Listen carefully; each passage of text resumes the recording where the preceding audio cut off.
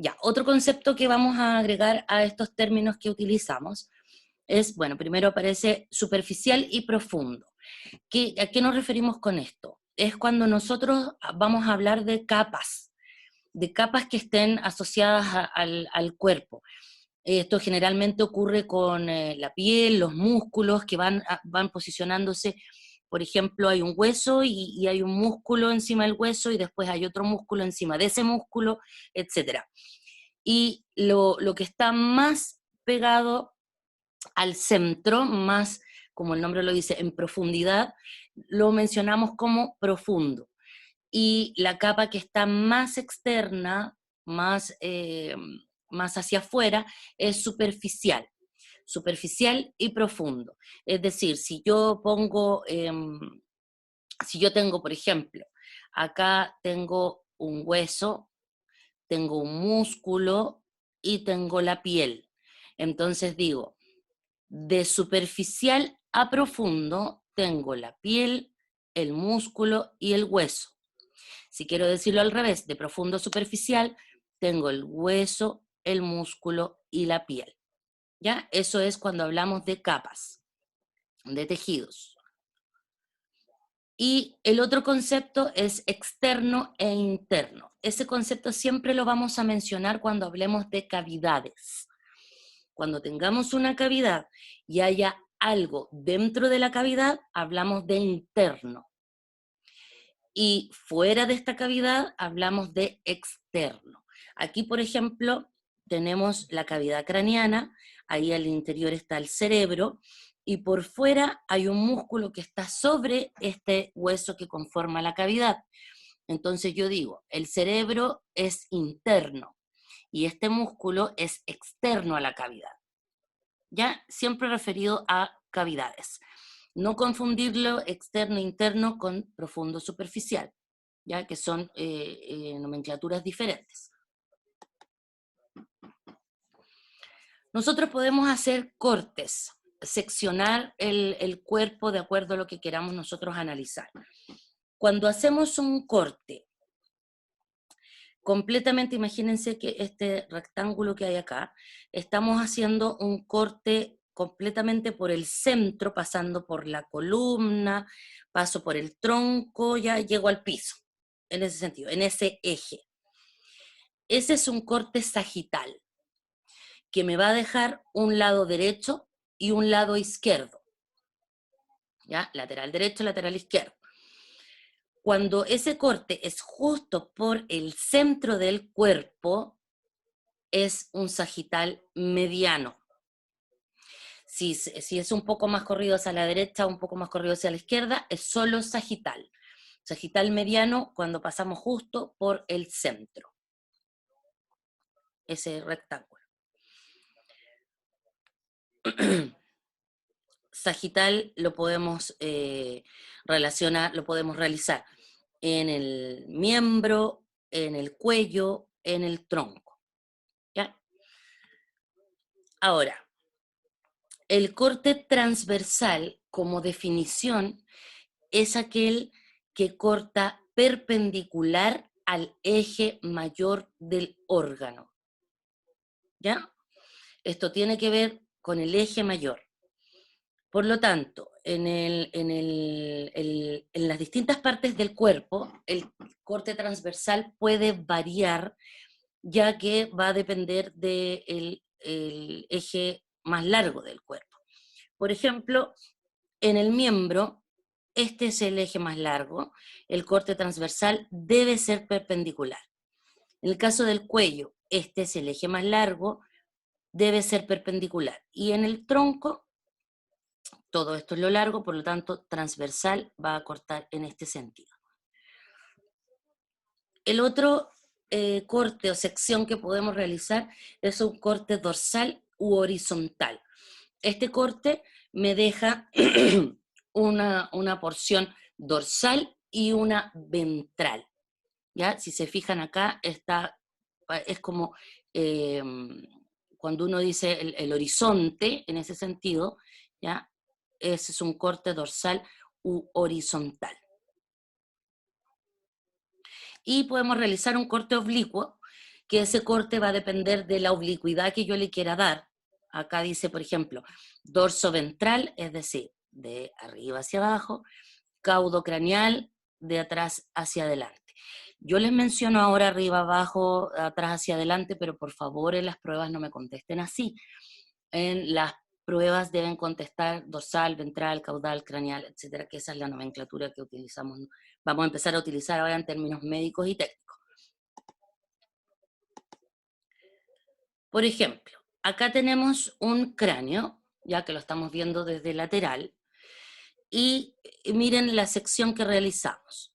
Esa sección me dejó un lado derecho e izquierdo, ¿cierto? Por lo tanto, ese es un corte sagitario.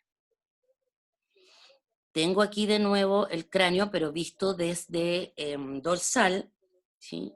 Está apoyado en una mesa, y seccioné varias partes en este sentido. Ese que corte es, si es el eje mayor, un corte transversal sobre este cráneo. Vemos de nuevo el cráneo y miren los cortes que se realizaron. Nos quedaron cortes como hacia dorsal y hacia ventral, por lo tanto ese es un corte dorsal. Estos cortes se utilizan, por ejemplo, cuando uno quiere ver estructuras que se encuentran al interior de cavidades y que no las podemos ver de otra forma, sino que tenemos que analizar a través de cortes. El tegumento es la estructura más superficial que cubre al cuerpo y está compuesto por la tela subcutánea y la piel.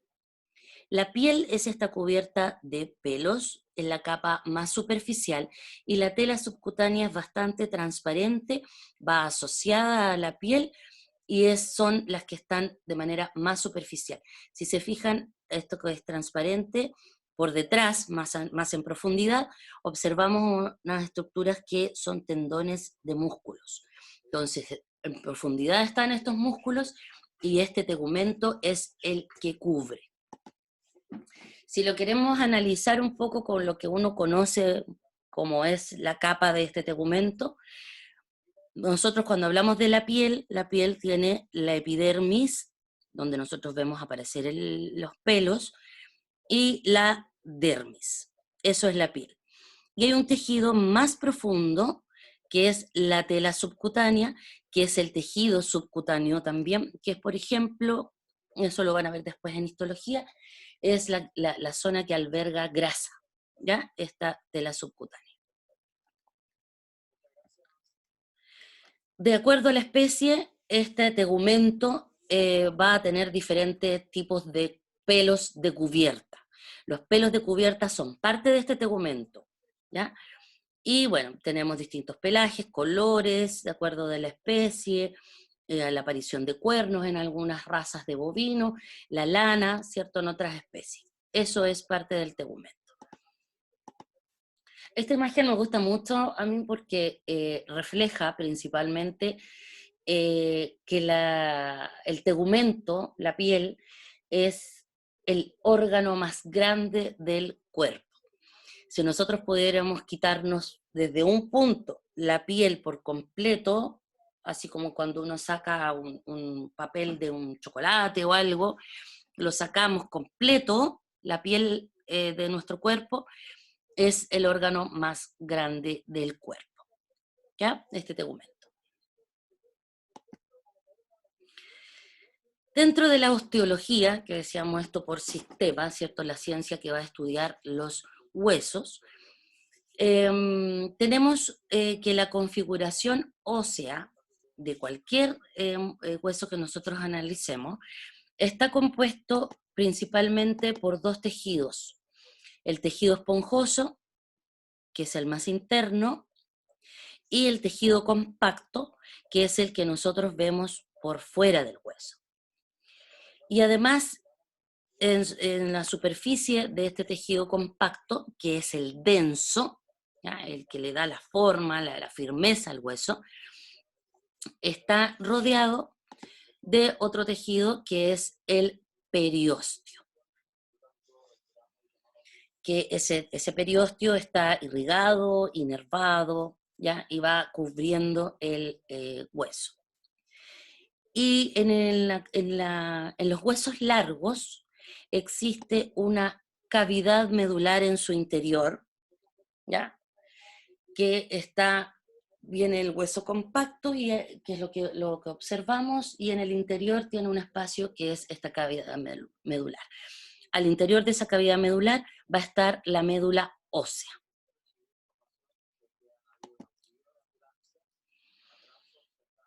Cuando nosotros unimos estos huesos, vamos a conformar un esqueleto. Y el esqueleto, en general, presenta dos porciones. Un esqueleto axial, recuerden que esa palabra dijimos axis, está relacionada con eje, y va a ser parte del esqueleto sostén del individuo, que va a corresponder desde craneal hacia caudal, la cabeza, la columna, las costillas, el esternón, hasta la cola. Es el eje central, el esqueleto central. Y a este esqueleto axial agregamos el esqueleto apendicular, que es esta parte del esqueleto que son los miembros que se adosan a este esqueleto axial, ¿ya? Esqueleto apendicular.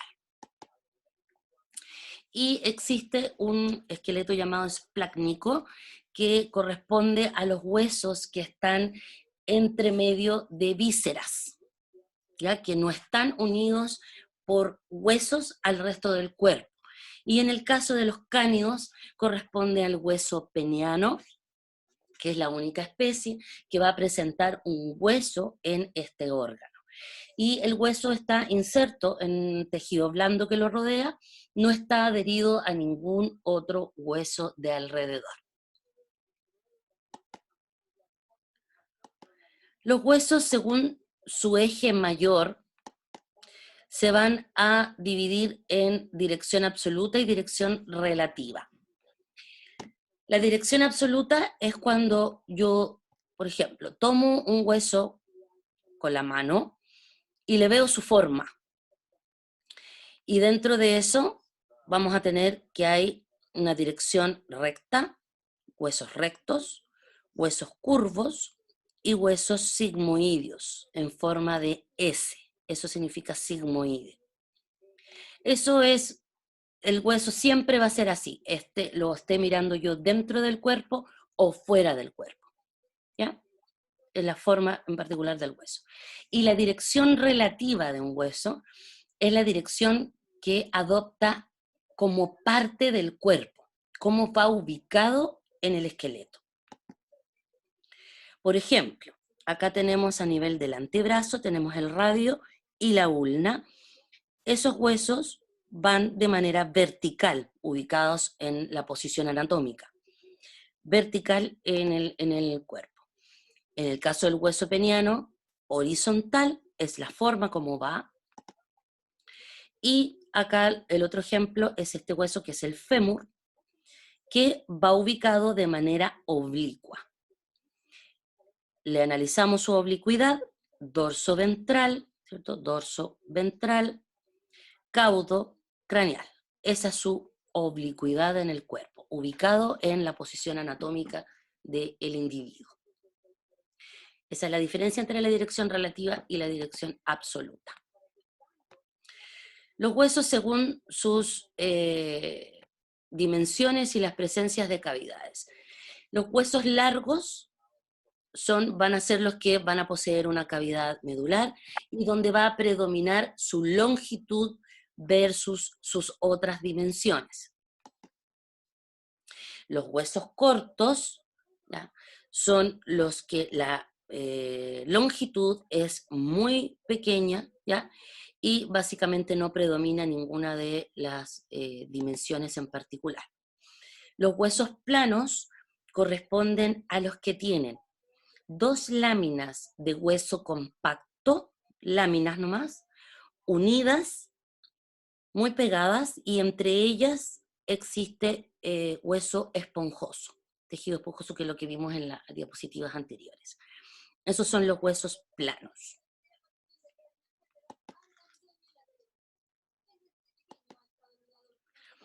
Huesos papiráceos. Son huesos que tienen forma de papiro, como decirlo de una forma, ¿ya? Que van enrolladitos así, ¿ya? Esta es una visión desde rostral de la cavidad nasal, dentro del cráneo. Y vemos estos huesecillos que van así, van enrollados, son larguitos y van enrollados. Como me dijo una alumna una vez, son como los chocolates en ramas, disculpen la homologación, pero bastante similar a esos chocolates en ramas. Y los huesos irregulares son aquellos que no tienen una forma ni dimensiones determinadas, ¿ya? Como aquí el ejemplo que estamos viendo, que son las vértebras.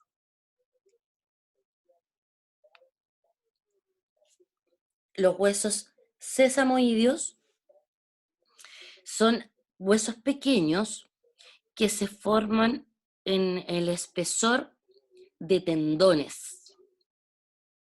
Principalmente ocurren y aparecen en los miembros, en zonas donde tendones fuertes de distintos tipos de músculos, al generar su desplazamiento dentro del movimiento propio del músculo, en el espesor del tendón, de acuerdo al movimiento, se genera un hueso como para que genere una forma de corredera, ¿ya?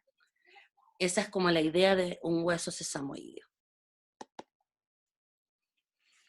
El hueso largo se caracteriza por presentar 3 porciones básicas.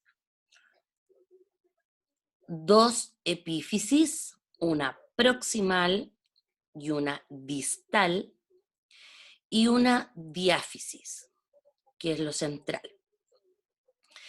Esta división se hace porque cuando se forma el hueso, los huesos largos se forman primero con un esqueleto cartilaginoso. Es un cartílago que no tiene forma. Todavía en el desarrollo embrionario el cartílago no forma la forma, perdón, valga la redundancia, del hueso final, ¿ya?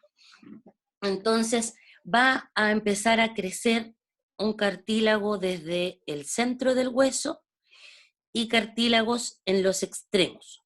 Y cuando ellos se van desarrollando ya como hueso, se va uniendo el desarrollo de la epífisis, tanto distal como proximal, con el crecimiento de la diáfisis que va del centro hacia los extremos. Entonces, va a llegar un momento en que se van a unir las epífisis, aquí, aquí, las epífisis con la diáfisis. Y esa zona de unión se llama metáfisis. Esas metáfisis, es importante que lo recordemos, esas metáfisis están presentes durante un periodo de vida del individuo, ¿ya? Que hasta que se desarrolle más bien, hoy se me fue la palabra, hasta el crecimiento ya para ser adulto, ¿ya? No para ser ni cachorro, ni gatito, etc. Se cierra completamente ya cuando el individuo pasa a ser adulto, ¿ya? Esta metáfisis. ¿Por qué digo se cierra? Porque entre el crecimiento de la diáfisis y la epífisis, se mantiene un pedacito de cartílago aquí, que todavía no se termina de unir. El individuo nace y nace con metáfisis visibles en términos radiográficos, no visible obviamente a través de la piel. Entonces, esa se va a cerrar cuando ya el individuo realmente vaya generando su propio peso, con la actividad de los músculos, ya, y va desarrollando su crecimiento, y esas metáfisis se cierran. ¿Ya? Entonces es importante, si yo estoy radiografiando un paciente que tiene 8 meses, me voy a encontrar con una línea ahí de crecimiento en la radiografía, una metáfisis, y no confundirla con un tipo de fractura. Yo lo he visto en colegas que no han pasado muchas veces por alto la edad del individuo cercana a ser adulto, que se vaya a cerrar, y se puede confundir con una fractura. ¿Ya? Sobre los huesos vamos a presenciar varias eminencias y formas, protuberancias, ¿ya? Y cada una de ellas tiene un nombre en particular. Van a ir apareciendo muchas de estas estructuras a medida que vamos estudiando cada hueso por sí solo. Ya van a aparecer las tuberosidades, trocánteres, procesos. Estas eminencias, nombres que aparecen ahí, se consideran eminencias de inserción. ¿A qué nos referimos con eso? Que son eminencias un poco rugosas. ¿Para qué? Para que se puedan insertar sobre ellos los tendones de los músculos, los ligamentos, las cápsulas de las articulaciones. Pensemos nosotros que un tendón que tiene que afirmarse en un hueso y se afirma en una zona lisa, obviamente hay opción de desgarrarse, resbalarse, etc. ¿Ya? Por eso siempre una eminencia de inserción tiende a ser más bien rugosa. Las eminencias articulares son completamente al revés. Son lisas. ¿Por qué? Porque piensen ustedes que para formar una articulación debe haber un movimiento y un roce entre esos huesos para que se genere un movimiento. Por lo tanto, nuevamente pongo el ejemplo de que si son rugosas y esos huesos se quieren mover entre ellos, es más dificultoso, además de generar incluso un daño. Por lo tanto, son lisas para poder participar como parte de la articulación. Y existen unas eminencias que no son elevadas, sino que son al contrario, ¿es cierto? Provocan como un vadén. Son las depresiones de inserción, que son las fosas y las fositas. Es decir, son pequeños como socavados, ¿ya? La fosa es un poquito más grande que las fositas, por eso su nombre en particular. ¿Ya?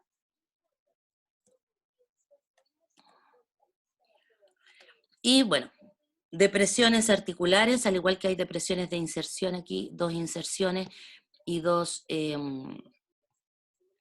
depresiones de inserción y articulares como algunas cavidades, pero no cavidades como las que hablábamos recién, como las cavidades grandes que decíamos externo, interno, sino que pequeñas cavidades que se hacen en los huesos en particular. ¿Ya? Va. ¿Qué muchachos? Espero que... Sé que es harta materia lo que vimos ahora, la primera clase siempre es la más densa, ¿ya? Ahora cuando ustedes puedan repasar en sus